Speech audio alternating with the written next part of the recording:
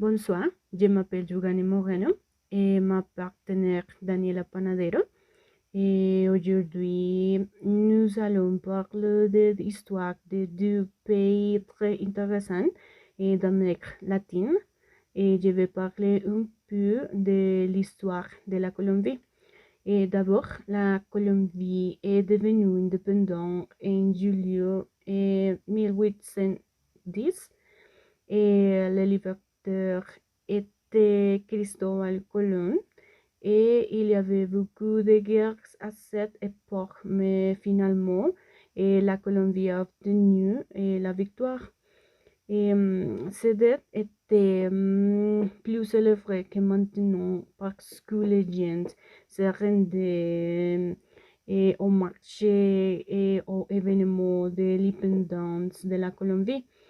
Aussi, pendant que la gente marchait et la septembre, les enfants regardaient les défilés militaires, mangeaient des glaces et plein de bonbons.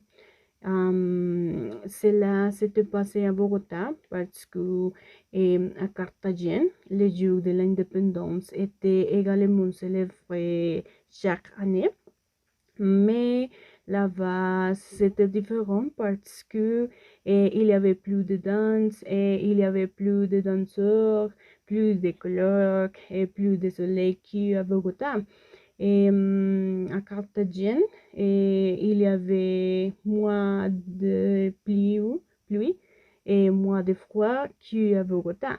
Mais depuis l'arrivée du Covid-19, il n'a pas été pareil. Et Carthagène était la meilleure ville pour célébrer le jour de l'indépendance de la Colombie. Et bien que Bogota est plus grand que Carthagène et que Carthagène a le meilleur site touristique, et les deux font partie de la Colombie, un pays qui a été conquis il y a de nombreuses années. Et à Bogota, il n'y avait pas de mer, pas de plage et pas de palmiers, mais il y avait beaucoup de gens et or. Et soudain, les gens ont fini par partager avec d'autres personnes qu'ils ne connaissaient pas. Ils ont et même salué les personnes célèbres qu'ils ont rencontrées. Et c'était amusant de sortir et de partager cette date spéciale avec d'autres. Et parfois, je pense que hier était mieux que la présent que nous vivons. Merci. Bonsoir. Nous on parlons un peu de l'histoire de la Bolivie. Et l'indépendance de la Bolivie, obtenue après un cycle de domination coloniale espagnole, a été un processus qui durait plus de 5 ans, et impliqué de nombreuses batailles et d'innombrables morts. La lutte pour l'indépendance a commencé au niveau du local, et plus tard Simón Bolívar et Antonio José Sucre ont donné cohésion à une cause qui avait été fragmentée et désorganisée. Et la Bolivie était sous le nom de Euro-Pérou, en une région autonomie dépendante de la vice-région du Pérou. Et le gouvernement local était en charge de la Real Audiencia, dirigée par une présidente. Et ce public était et que nous sommes les noms des audiences de chaque cas.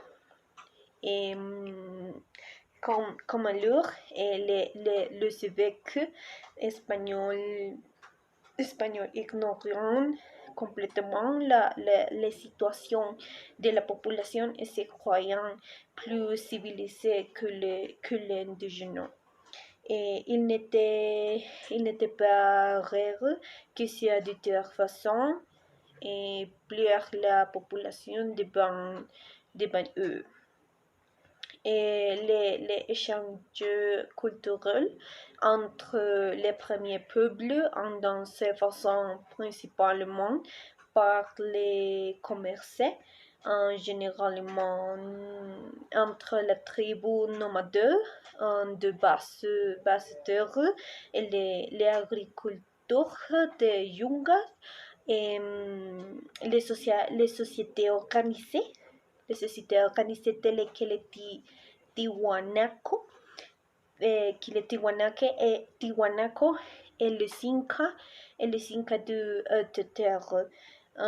Ces échanges et les avantages géographiques et de cette peloton ont donné un surplus de nourriture qui, au final, est fait de de l'un des lieux culturels les plus reconnus d'Amérique du Sud. Et un autre fait intéressant, ils ont maintenant pour reconnaître son indépendance et son histoire culturelle, architecturale et biologique, et l'Organisation des Nations Unies est reconnue ce pays en 2014 pour la protection et la préservation de sa culture et déclaré que le pays était la nation la plus indigène d'Amérique du Sud, d'Amérique latine. Et un autre fait intéressant est que le parc naturel il s'appelle Farallon de Calorco depuis 1994 et l'homme il s'appelle Klaus Pedro Schutt et a découvert les plus grands gisements d'empreintes que l'Allemagne et seulement 200 bandes empreintes ont été recueillies. Un nouveau recommande de votre attention et avoir appris quelque chose de nouveau aujourd'hui. Merci.